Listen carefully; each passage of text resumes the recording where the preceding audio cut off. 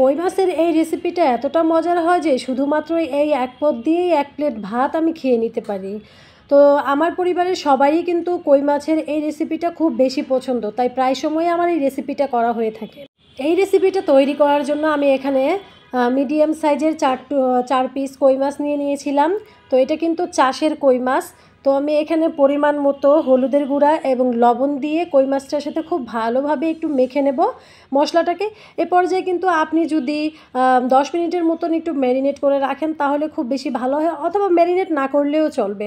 চুলায় একটা প্যান বসিয়ে প্যানটাকে গরম করে নিয়ে তাতে আমি তেল দিয়ে তেলটাকেও গরম করে নিয়েছি। এখন আমি কই মাছগুলোকে এই তেলের মধ্যে দিয়ে খুব সুন্দরভাবে এপিট ওপিট করে খুব সুন্দরভাবে ভেজে নেব। কই মাছটা কিন্তু বা যে কোনো মাছই হোক আমি একটু কড়া ভাজা খেতে পছন্দ করি। এতে কি হয় যে মাছের যেই একটা গন্ধ থাকে সেই গন্ধটা আমার কাছে লাগে না, কিন্তু যদি আমি খুব ভালোভাবে মাছটাকে না ভাজি তাহলে আমার কাছে মনে হয় যে একটু গন্ধ গন্ধ লাগে। তো মাছ ভাজা যে তেলটা ছিল সেই তেলটাকেই আমি এখানে প্যানের মধ্যে দিয়ে তারপরে পরিমাণ মতো আমি এখানে পেঁয়াজ দিয়ে দিয়েছি। এ পর্যায়ে আমি এখন একটু লবণ দিয়ে দেব। লবণটা দিলে পেঁয়াজটা খুব তাড়াতাড়ি নরম হয়ে যায়। তো আমার পেঁয়াজটা কিন্তু ভাজা হয়ে গিয়েছে। এখন আমি মশলাটা কষানোর জন্য আমি পানি দিয়ে দিলাম। তারপরে আমি এখানে 2টার মতো টমেটো দিয়ে আমি এখানে পরিমাণ মতো হলুদের গুঁড়া, মরিচের গুঁড়া এবং ধনিয়ার গুঁড়া দিয়ে আমি মশলাটাকে খুব ভালোভাবে একটু কষিয়ে নেব। যে কোনো তরকারি রান্নাতেই কিন্তু মশলা কষানোটা খুব বেশি জরুরি। মশলাটা যদি আপনি ভালোভাবে না কষান তাহলে কিন্তু মশলার যে একটা কাঁচা গন্ধ সেই গন্ধটা থেকে যায়।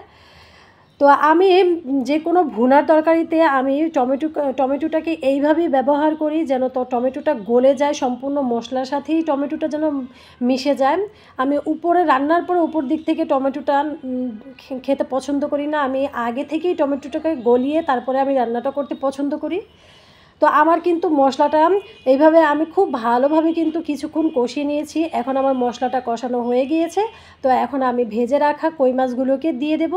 তারপর মশলাটার সঙ্গে একটু মিশিয়ে আমি এখানে মাছের যে ঝোলটা আমি ব্যবহার করব সেই ঝোলের জন্য আমি শুধু পানিটা ব্যবহার করব।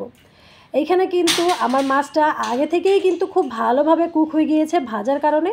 তো এখানে খুব বেশি পরিমাণে পানি দিয়ে কিন্তু আমার মাছটাকে সেদ্ধ করার প্রয়োজন নেই। যতটুকু পরিমাণ আমি ঝোলটা খাবো সেই পরিমাণে আমি এখানে পরিমাণ মতো একটু ঝোল দিয়ে তারপরে আমি এটাকে খুব সুন্দরভাবে একটু রান্না করে নেব। তো দেখতেই পাচ্ছেন যে আমি কতটুকু পরিমাণে পানি এখানে ব্যবহার করেছি। তো এখন আমি মাছটাকে খুব সুন্দরভাবে রান্না করে নিয়েছি এবং উপর দিক থেকে 3-4টার মতো কাঁচামরিচ দিয়ে এবং ধনিয়া পাতা কুচি দিয়ে আমার রান্নাটাকে আমি শেষ করে নিলাম। তো খেতে কিন্তু দারুণ হয়েছিল।